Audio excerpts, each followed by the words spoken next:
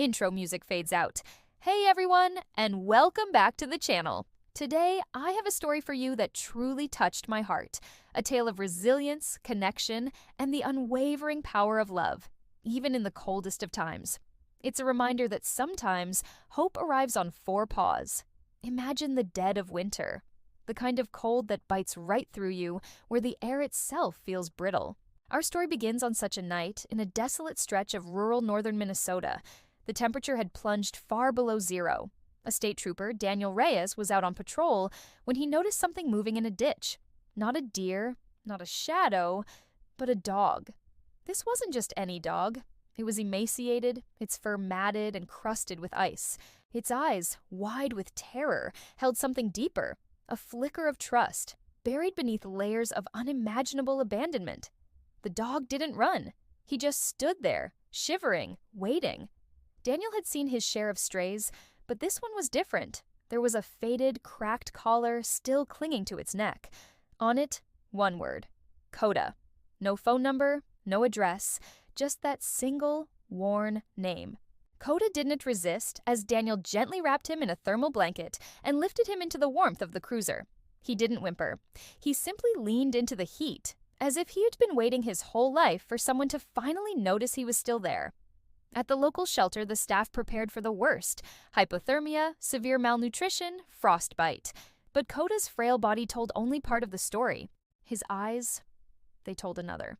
He watched everyone who walked by, not with fear or aggression, but with expectation.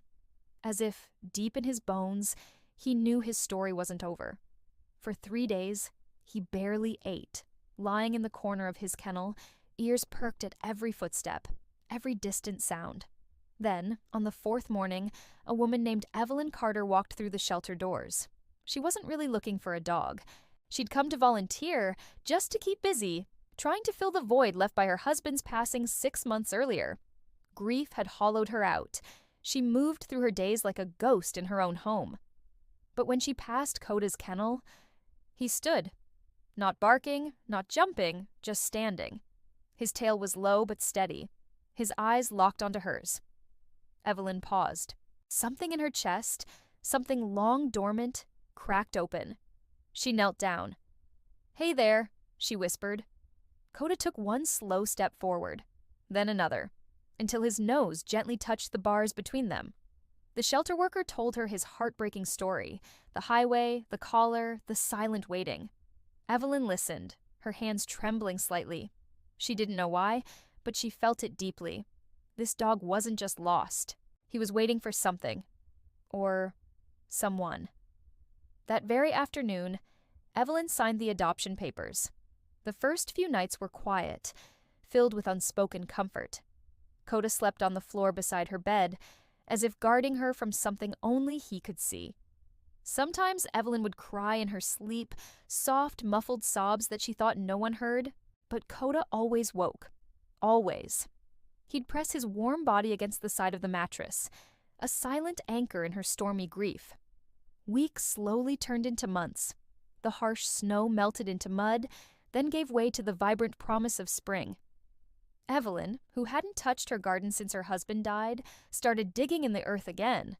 Koda became her shadow, following her everywhere. He'd lie in the sun while she pulled weeds, his head resting on his paws, his watchful eyes never leaving her. Neighbors started to notice the change in Evelyn. The woman who used to walk with her shoulders hunched in sorrow now stood taller. She smiled at the mailman. She joined the community garden.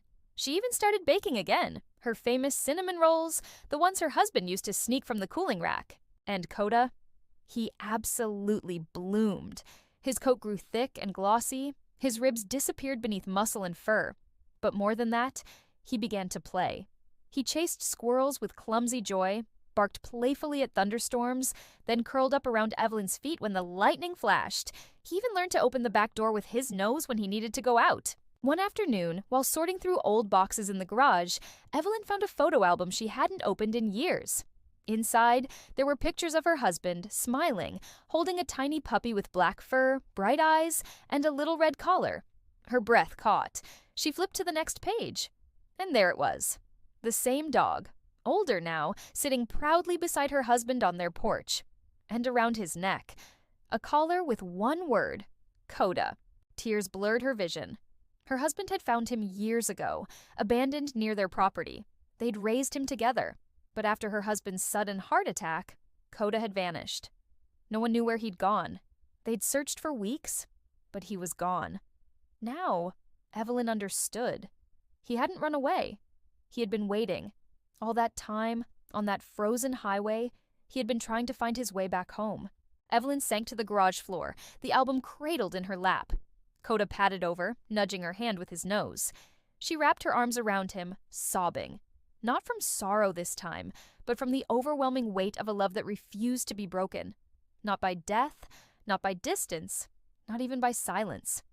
They say animals don't understand grief, but Koda understood something far deeper. He understood loyalty. He understood that home isn't just a place, it's a person. And he had walked through hell to find her again.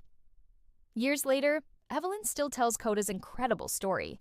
She tells it at the shelter where she now works full-time.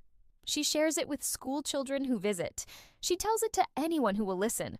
Because Koda didn't just save himself that night on the highway, he saved her too. And in a world that can often feel cold and indifferent, that kind of love, that kind of unbreakable bond, it's not just a miracle. It's a powerful reminder that even when we feel utterly abandoned, someone might just be out there, walking through the snow, enduring the impossible, just to find their way back to us. What an incredible story, right? If Koda's journey touched your heart like it touched mine, please give this video a big thumbs up. And if you want to hear more stories that inspire and connect us, don't forget to hit that subscribe button and ring the notification bell so you don't miss a single upload. Thank you so much for watching, and I'll see you in the next video.